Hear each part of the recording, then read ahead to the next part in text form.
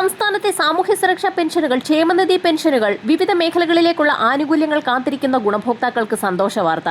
പുതിയ സർക്കാർ പ്രഖ്യാപിച്ചതടക്കമുള്ള 10 സഹായങ്ങൾ ഗുണഭോക്താക്കളിലേക്ക് എത്തിച്ചേരുന്നു. ഏറ്റവും കൂടുതൽ ആനുകൂല്യങ്ങൾ എത്തിച്ചേരുക സാമൂഹ്യ സുരക്ഷാ ക്ഷേമ പെൻഷൻ ഗുണഭോക്താക്കൾക്ക് തന്നെയാണ്. അർഹതപ്പെട്ട ഗുണഭോക്താക്കളിലേക്ക് 3000 രൂപ വീതം എത്തിച്ചേരുമെന്നാണ് സംസ്ഥാന സർക്കാർ പ്രഖ്യാപിച്ചിട്ടുള്ളത്. പുതിയ സർക്കാർ അധികാരത്തിലെത്തിയ സാഹചര്യത്തിൽ ജനപ്രിയ പ്രഖ്യാപനങ്ങളുടെ വിതരണമാണ് ഇനി ആരംഭിക്കുന്നത്. വിതരണ നടപടികൾ ഇന്നു മുതൽ ആരംഭിക്കുന്ന സാഹചര്യത്തിൽ ഗുണഭോക്താക്കളുടെ ആധാരധിഷ്ഠിത ബാങ്ക് അക്കൗണ്ടുകളിലേക്കാണ് ആദ്യഘട്ടത്തിൽ തുക എത്തിച്ചേരുക.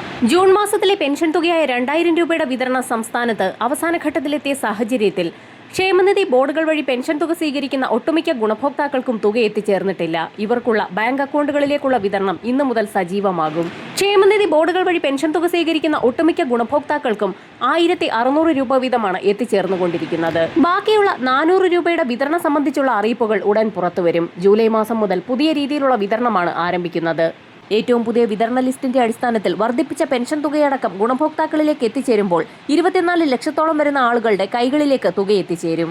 നേരത്തെ സഹകരണ സംഘം ജീവനക്കാർ വഴിയായിരുന്നു കൈകളിൽ തുക എത്തിച്ചേർന്നുകൊണ്ടിരുന്നത്. വമ്പൻ മാറ്റങ്ങളോടുകൂടി കൈകളിലേക്കുള്ള വിതരണവും ഇനി മുതൽ ആരംഭിക്കുകയാണ്.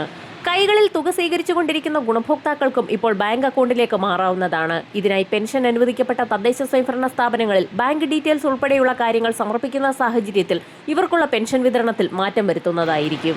8 ലക്ഷത്തോളം വരുന്ന NSAP വിഭാഗത്തിൽപ്പെട്ട് കേന്ദ്രവിഹിതം കൂടി ചേർത്ത് പെൻഷൻ തുക സ്വീകരിക്കുന്ന ഗുണഭോക്താക്കൾക്ക് കേന്ദ്രവിഹിതം നേരത്തെ കേന്ദ്ര സർക്കാർ ആധാരധിഷ്ഠിത ബാങ്ക് അക്കൗണ്ടുകളിലേക്കായിരുന്നു നൽകിയിരുന്നത്. കേന്ദ്രവിഹിതം കൂടി സംസ്ഥാന സർക്കാർ അനുവദിച്ച ശേഷം പിന്നീട് കേന്ദ്രത്തിന്റെ കയ്യിൽ നിന്നും തുക സ്വീകരിക്കാറായിരുന്നു പതിവ്. എന്നാൽ ഇനി മുതൽ കേന്ദ്രവിഹിതം കൂടി സംസ്ഥാന സർക്കാർ തന്നെ നൽകണമെന്ന് കേന്ദ്രം ഏതാനും മാസങ്ങൾക്ക് മുൻപാണ് നിലപാട് അറിയിച്ചത്.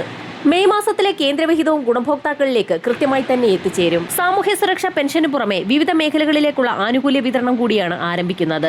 ഗുണഭോക്താക്കൾക്കുള്ള പുതിയ ആനുകൂല്യ പ്രഖ്യാപനങ്ങൾ ഇവയൊക്കെയാണ്. മുതിർന്ന പൗരന്മാരുടെ ക്ഷേമത്തിനായി പ്രത്യേക വകുപ്പ് രൂപീകരിക്കും. യുവജനങ്ങൾക്ക് ബിസിനസ് ആരംഭിക്കുന്നതിന് 5 ലക്ഷം രൂപ വരെ പലിശരഹിത വായ്പ ലഭിക്കും.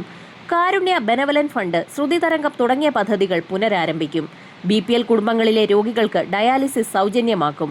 സ്ത്രീകൾക്കും കുട്ടികൾക്കുമായി ഷീ ഹോസ്പിറ്റലുകൾ ആരംഭിക്കും. എല്ലാ കുടുംബങ്ങൾക്കും 25 ലക്ഷം രൂപ വരെയുള്ള സൗജന്യ ഉമ്മൻചാണ്ടി ആരോഗ്യ ഇൻഷുറൻസ് നടപ്പാക്കും. ക്ഷേമ പെൻഷനുകൾ 3000 രൂപയാക്കി വർദ്ധിപ്പിക്കും. കോളേജ് വിദ്യാർത്ഥികൾക്ക് പ്രതിമാസം 1000 രൂപ ധനസഹായം നൽകും. ജിപ്മർ മാതൃകയിൽ ബില്ലില്ലാത്ത ആശുപത്രികൾ സ്ഥാപിക്കും. ആശുപത്രികളിലെത്തുന്ന രോഗികൾക്ക് ബെഡ് അവരുടെ അവകാശമാക്കും. നെല്ലിന് 35 രൂപ സംഭരണ വിലയും നാളികേരത്തിന് ഉയർന്ന തറവിലയും നൽകും. മത്സ്യത്തൊഴിലാളികൾക്കും KSRTC ഓട്ടോ ടാക്സി ഉടമകൾക്കും ഇന്ധന സബ്സിഡി നൽകും. തീരദേശ നിവാസികൾക്ക് പട്ടയം ലഭ്യമാക്കും. ആന്റി റാഗിംഗ് ആക്ട് നടപ്പിലാക്കും. വിദ്യാഭ്യാസ സ്ഥാപനങ്ങളിലെ വിവേചനം അവസാനിപ്പിക്കാൻ രോഹിത് വെമുല നിയമം നടപ്പിലാക്കും.